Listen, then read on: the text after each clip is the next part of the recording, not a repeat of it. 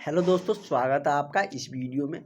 आज हम इस वीडियो में झारखंड माध्यमिक परीक्षा का जो तैयारी कर रहे हैं उसमें हम लोग 5वें अनिवार्य सब्जेक्ट का हम लोग आपदा प्रबंधन देखने जा रहे हैं, जो कि सामाजिक विज्ञान है, जिसमें हमने इतिहास, भूगोल और इकोनॉमी का क्वेश्चन देख चुके थे।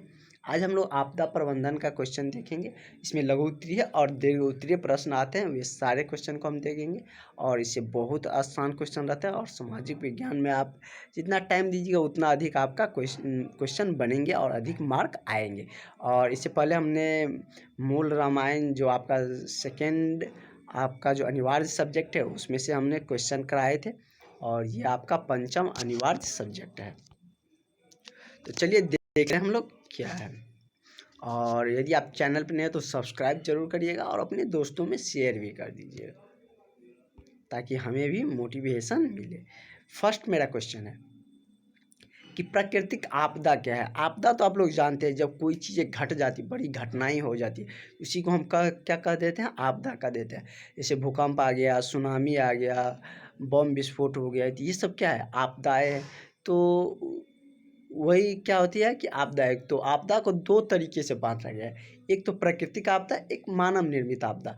प्राकृतिक आपदा में क्या आती है और मानव निर्मित में क्या आते हैं, वो देख लेते हैं। कह रहा है प्राकृतिक आपदा क्या है। प्राकृतिक आपदा वे आपदा है जो प्रकृति के द्वारा घटित होती है। इसे भी आसान शब्द में हम आपको बता दें, प्राकृतिक आपदा वे आपदा है जो प्रकृति के द्वारा घटित होती है या प्रकृति के कारण घटित होती है। जैसे क्या, भूकंप हो गया, ज्वालामुखी हो गया, विस्फोट हो गया, सुनामी हो गया, ये सब हम लोग के द्वारा नहीं आता, ये प्रकृति के द्वारा ही आते हैं। भूकंप भी जब मन होता है प्रकृति के द्वारा ही घटित होता है, ज्वालामुखी भी प्रकृति के द्वारा ही घटित होता है, सुनामी भी प्रकृति के द्वारा ही आता है। उसके बाद हम लोग देख लेते हैं मानव जनित आपदा। मानव जनित आपदा वे आपदा होती है जो मानव के द्वारा घटित होती है। मानव जनित आपदा वे आपदा है जो मानव के द्वारा घटित होती है। जैसे परमाणु विस्फोट भी एक तरह से आपदा है, इसमें बहुत सारे लोग मारे जाते हैं। आग लग जाना, दुर्घटनाएं, जैसे ट्रेन दुर्घटना हो गया, और दुर्घटनाएं, प्रदूषण भी आती है। ये सारी क्या है कि मानव जनित आपदा है, ये मानव के द्वारा ये आपदाएं आती है। उसके बाद देखते हैं नेक्स्ट। इसमें सारा क्वेश्चन हम इस वीडियो में कवर कर लेंगे, आप लोग सिर्फ अंत तक बने रहिएगा ताकि आपको पूरा बेनिफिट मिले। आपदा के समय मुख्य बचाव कार्यों का उल्लेख करें, क्योंकि आपके पास अब बहुत कम समय बचा है। इसमें भी यदि आप मेहनत नहीं करिएगा तो आपको अच्छे नंबर नहीं आएगा, और माध्यमिक की एग्ज़ाम अच्छे नंबर के लिए ही दिया जाता है। कर आपदा के समय मुख्य बचाव कार्यों का उल्लेख करें। तो आपदा के समय में हमें किस कार्यों से बचाव कर, किन किन कार्यों पर बचाव का उपयोग करना चाहिए, वो सारे देख लेते हैं। क्या, पहले तो प्राथमिक उपचार होना चाहिए, खोज तथा बचाव का तरीका, जैसे बाढ़ आ गया तो ऊंचे स्थान को खोज करेंगे ताकि हम बचाव कर सकें। उसके बाद प्राथमिक उपचार होना चाहिए, काल्पनिक संचार की व्यवस्था, वैकल्पिक संचार होनी चाहिए, जिससे हम एक जगह से दूसरे जगह तक कोई चीज़ें पहुंचा सके कि हमें क्या दिक्कतें हैं। उसके बाद पब्लिक टेलीफोन नेटवर्क होनी चाहिए, रेडियो संचार की व्यवस्था होनी चाहिए। ये सारी क्या है, आपदा से बचने का तरीका है। उपग्रह संचार प्रणाली, उसके बाद हो गया मोबाइल ग्राहक सेवा, जिससे हम अपने रिलेटिव को बोल सके तो आके हमें बचा सके। तो ये सारी क्या है कि आपदा से बचने की बचाव का कार्यों का उपाय है। नेक्स्ट क्वेश्चन है, आपदा प्रबंधन का उत्तरदायित्व किस प्रकार होना चाहिए। तो आपदा प्रबंधन का उत्तरदायित्व क्या है कि आपदा के समय में व्यक्तियों को बचाव करना। तो चलिए देख लेते हैं। आपदा का सामना करना एक व्यक्ति या कुछ व्यक्तियों का कार्य नहीं है, यह सारे संसार का उत्तरदायित्व है कि यह पूरे समाज का उत्तरदायित्व होता है कि आपदा से निपटारा का है, क्योंकि आपदा से बचना किसी एक व्यक्ति का कार्य नहीं होता। जैसे भूकंप आ गया, उसमें ज़्यादा क्षति हो रहा है, कोई एक व्यक्ति भूकंप से थोड़ी ना बचाव कर सकते हैं। अगर हर एक व्यक्ति अपना योगदान दे तो आपदा से हुई क्षति आदि को कम किया जा सकता है। यदि आपदा में कोई क्षति भी होगी तो हर एक व्यक्ति का योगदान दे तो उसे कम किया जा सकता है। अतः आपदा प्रबंधन हर स्तर पर, राष्ट्रीय, राज्य, जिला, खंड तथा ग्राम स्तर पर किया जाना चाहिए। मतलब जो आपदा से बचाव का तरीका होता है, जो सरकारी व्यवस्थाएं होती है, वो राष्ट्रीय स्तर पर, राज्य स्तर पर, जिला स्तर पर, प्रखंड स्तर पर और ग्राम स्तर पर, सभी स्तरों पे किया जाना चाहिए, ताकि आपदा के समय उचित कार्रवाई हो सके। ऐसा नहीं कि आग लगा तो अग्निशामक यंत्र आग बुझने के बाद पहुंचे, क्योंकि यदि आपके जिला में है तो जिला से यदि दूर आपके घर है तो पहुंचने में तो टाइम लगेंगे ही, यदि प्रखंड में है तो जल्दी पहुंच जाएंगे। उचित कार्रवाई करके सफलतापूर्वक इसका सामना किया जा सके। इसके बाद है कि आपदा पूर्व योजना की आवश्यकता क्यों है। तो आपदा से पहले योजना की आवश्यकता क्यों पड़ती है, क्योंकि हमें आपदा से पहले भी कुछ योजनाएं बनानी पड़ती है। जैसे बहुत सारे बारिश हो रहा है तो हमें पता है कि बाढ़ आएंगे, तो बाढ़ से बचने के तरीके, उससे खाद्य सामग्री और भी बहुत सारी चीज़ों के हमें उपाय करने होते हैं। तो वही कह रहा है कि आपदा पूर्व योजना की आवश्यकता क्यों है। आपदाग्रस्त क्षेत्र में क्षति को कम करने के लिए आपदा पूर्व योजना आवश्यक है, ताकि स्थानीय जनता को आपदा का सामना करने के लिए तैयार किया जा सके। उसे प्रशिक्षण भी दिया जा सके कि यदि बाढ़ आया है तो उसे कैसे तैरना है, या और भी कोई आपदा है तो उससे कैसे बचाव किया जा सकता है। विभिन्न प्रकार के आंकड़ों एकत्रित करके प्रशिक्षण देकर आपदा में आवश्यक सामग्री आदि एकत्रित करके क्षति को कम किया जा सकता है। अतः आपदा पूर्व योजनाएं आवश्यक है। अब मेरा 2 इम्पोर्टेंट क्वेश्चन बचता है, एक है सुनामी, दूसरा है भूकंप।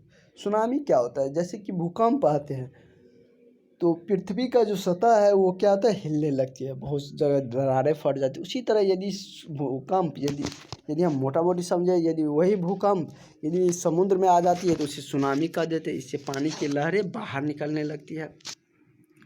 सुनामी एक लहर है, लहर अथवा लहरों का सिलसिला है जो समुद्र में आवेश के खलबली के कारण पैदा होती है तथा जल सीधे से खारे में विस्थापित हो सकते हैं। या सिंपल में हम कह सकते हैं, यदि समुद्र में भूकंप आए तो उसे हम सुनामी कहते हैं, जिससे कि पानी की लहरें बाहर आ सकती है।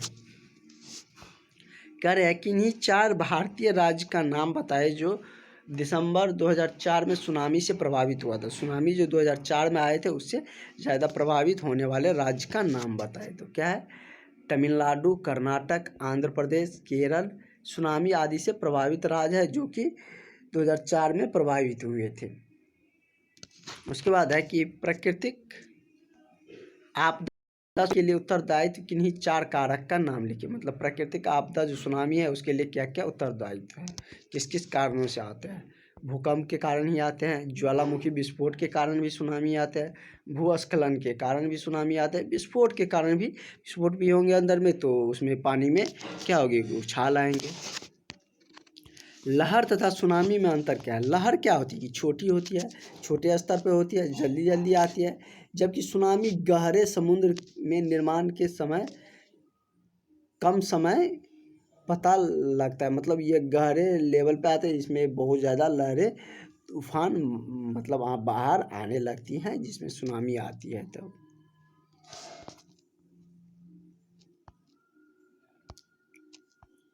अब हम लोग देख लें कि भूकंप से रिलेटेड आपके क्वेश्चन बनेंगे। सुनामी आप लोग सारे कुछ समझ गए कि क्या हो रहा है, सिर्फ हमको फैक्ट समझाना है, उसके बाद आप खुद से भी लिख सकते हैं। कह रहा है कि भूकंप के कारण सुनामी कैसे पैदा होती है।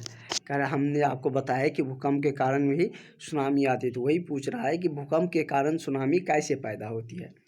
समुद्र के अंदर नीचे जब भी भूकंप आता है, समुद्र के अंदर नीचे जब भी समुद्र के सतह पर भूकंप आती है, वहाँ के क्या होगी कि जो सतह वाले भाग है वो उथल पुथल होंगी, जिससे पानी क्या होगी, अपने आप लहर होने लगेगी। तो उस क्षेत्र में जल अपनी समय अवस्था से विस्थापित हो जाते हैं, मतलब अपने समान अवस्था से विस्थापित हो जाते हैं, बाहर निकलने लगती है। उसके बाद सेकंड कारण है कि समुद्र तल में विस्फोट पानी से ऊपर धकेलता है, जिससे लहरें उत्पन्न होती है। समुद्र तल में जो विस्फोट होती है वो पानी की लहर को धकेलता है, जिससे लहरें क्या होती है, उत्पन्न होती है। ये लहर 500 किलोमीटर प्रति घंटा की गति से सागर की गहराई में तेजी से बहती है। क्या होती है कि ये लहर 500 किलोमीटर प्रति घंटा 500 किलोमीटर प्रति घंटा की गति से क्या होती है कि सागर की गहराई में तेजी से बहने लगती है। उसके बाद नेक्स्ट क्वेश्चन है, जैसे ही ये लहरें तट के पास पहुंचती है तो इसकी गति कम हो जाती है। मतलब लहर जब तट के पास समुद्र के तट के किनारे आती है तो यह क्या हो जाती है, इसकी गति कम हो जाती है, परंतु इसकी ऊंचाई क्या होती है, बढ़ जाती है। पाँचवा इसका फैक्टर है कि सुनामी तट पर बहुत अधिक शक्ति से पहुंचता है। सुनामी जो होता है वह तट पर, समुद्र के जो तट होते हैं वहाँ पर बहुत अधिक शक्ति से पहुंचता है तथा मार्ग में आने वाली हर एक वस्तु को क्या कर देता है, नष्ट कर देता है। तो आप लोग ये 2 क्वेश्चन खुद से भी देख सकते हैं और पढ़ सकते हैं, इसमें कोई दिक्कत नहीं है। और हम आपको जितना भी आपदा प्रबंधन से जो भी क्वेश्चन पूछेंगे, यही क्वेश्चन आपके भूकंप और सुनामी से रिलेटेड ही रहने वाले हैं। उसके बाद ये भी पूछ सकता है कि आतंकवाद से हमें क्या आपदाएं आती है, तो वो सब आप खुद से भी लिख सकते हैं।